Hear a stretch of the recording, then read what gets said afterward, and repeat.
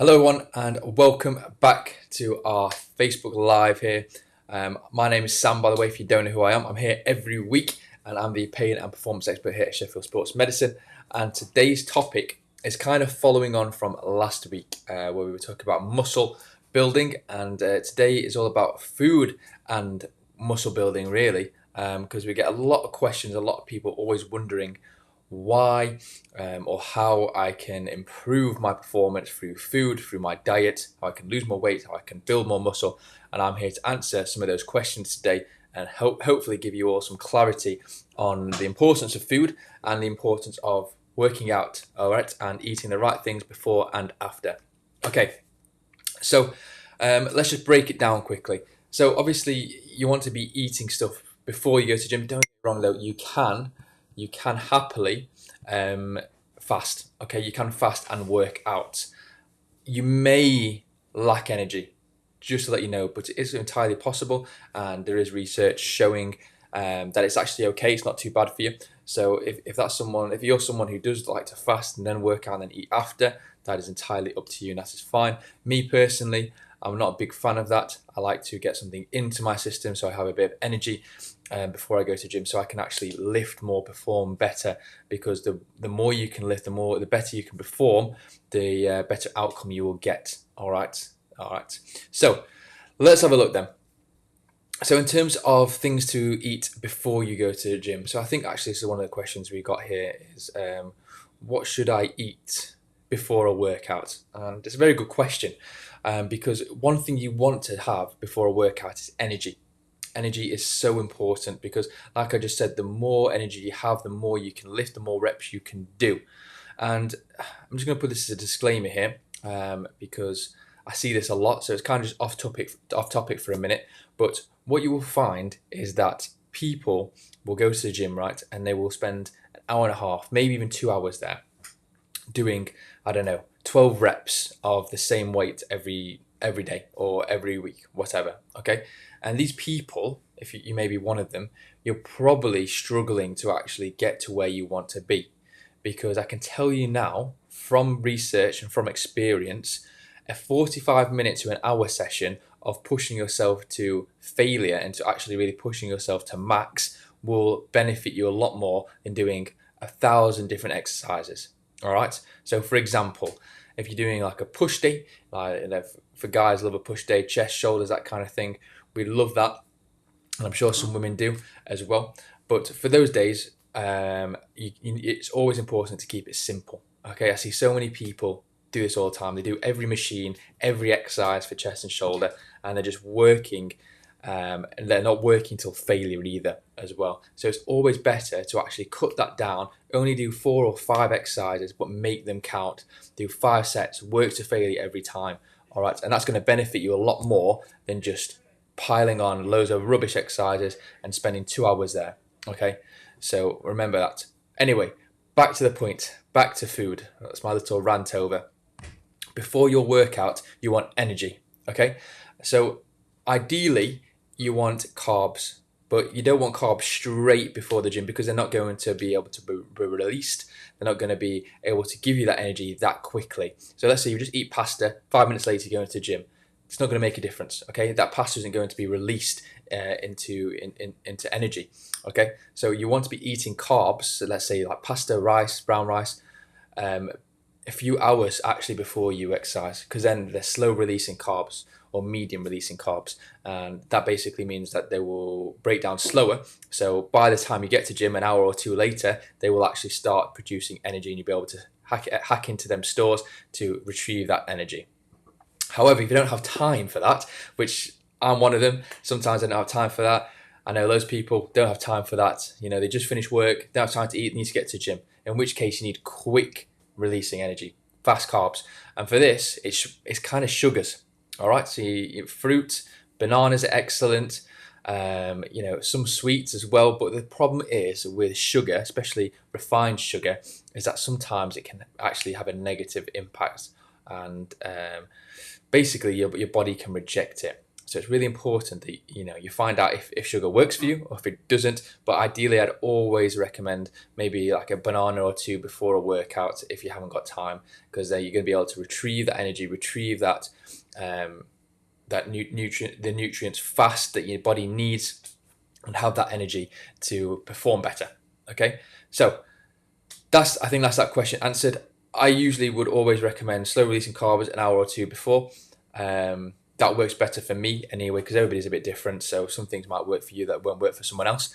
But for me, that works really well. Slow releasing carbs a few hours before, go smash the gym, and that'll have my energy. Okay. If you don't have time, bananas. Everybody loves bananas. All right. So that's what you should eat before. Okay. After, now this is really important as well. After you finish in the gym, protein has to be. So there's a really cool paper out there about muscle protein synthesis. And basically, it's about getting protein into your system. All right. And how the time you have to be most effective. Now you have about a 45-minute window to have maximum effect. All right. So after you work out, within 45 minutes, you need to be eating protein. All right. To improve, increase, maximize muscle protein synthesis. And this will give you the better recovery, which means your body can repair better and you can grow muscle faster, get stronger. Okay. That is the key. So after workout, protein, protein, protein. All right. That's why you should always have your protein shake after your workout. That's what I always do. Have a protein after a workout, or a can of tuna or something like that. Okay. So 45-minute window after your exercise, protein. That's what you should be having after your workout. Also, lots of water, of course. Get as much water in as you can. And you can have obviously your carbs later on as well, because carbs are actually really important. A lot of people are scared of carbs because they relate them to putting on weight, but it's not entirely true. They are really important, just as anything as fats are as well. So it's really important that you get a balanced diet to improve your performance and maximize your performance, most importantly. But that is my my way of helping you today, is saying, look, 45 minutes, get your protein in. All right, that's some advice. So that's what you should be having after your workout. Okay, now let's talk about things to avoid. All right, things to avoid before workout, especially, I would say, are your intolerances. Anything you're intolerant to. Okay, so signs of intolerance are bloating, lethargy, constipation, diarrhea, acid reflux, even headaches as well. All right, so if you're eating something and you get these symptoms, you're probably or more likely to be intolerant to it. Okay, do not eat these things before you go to the gym. Really important, because they will just shut down your system completely, and they will make things really hard. I don't know if you've ever experienced this, if you go to the gym and you've gone to the gym and you just feel rubbish, low energy, you don't feel very strong, and this could be because of what you've eaten beforehand. All right, and this is why food is so important. One thing I always advise people to do is drink lots of water before the gym as well. Wash your mouth out, and that way you can help the system a little bit better. But always avoid food intolerances before you go to the gym. All right, otherwise your workout's just going to be hell. All right, it's going to be one of them workouts where you're a bit like, oh, can't be bothered to do this, or I'm just not feeling strong today, I might leave early. All right, that's not what you want. You want to be energized and you want to be motivated, and to do that you need the right foods at the right time. All right, so they're the things I would definitely avoid before going and working out, is anything that's going to bloat you, make you lethargic, tired, give you acid reflux, because these are basically signs that your body's rejecting that food. All right, and for that reason, you need to stay away from them. Okay, because it can also play havoc on your neurological system as well. Okay, so the way your muscles contract, so it's really important that you do stay away from them. All right, so there are things to avoid.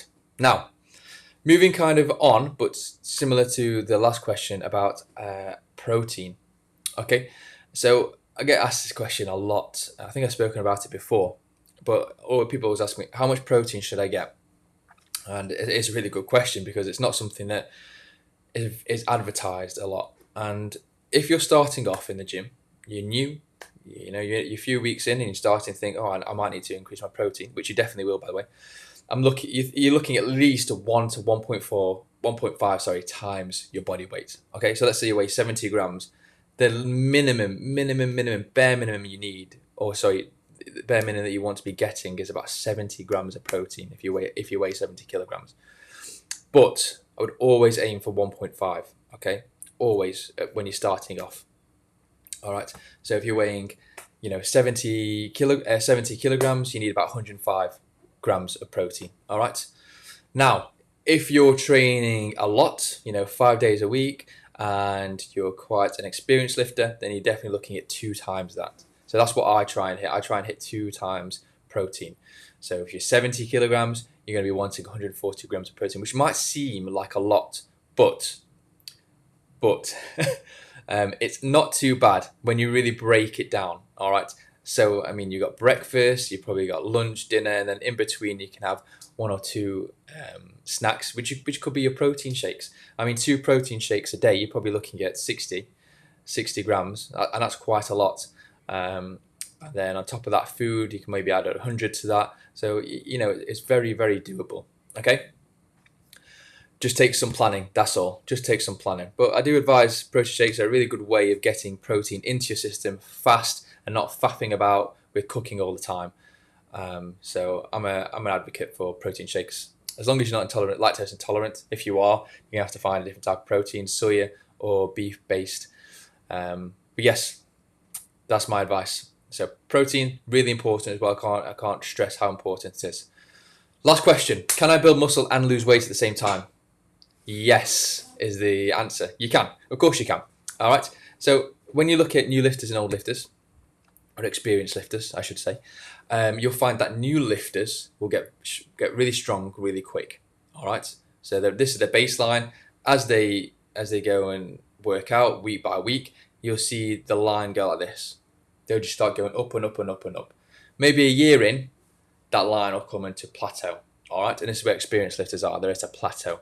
All right. And for experienced lifters and people who always go to gym, it's always about consistency, optimal overloading, and looking after your diet, because everything is really important when you plateau, because you're really trying to push, 1, 2, 3 kilograms on top of your max.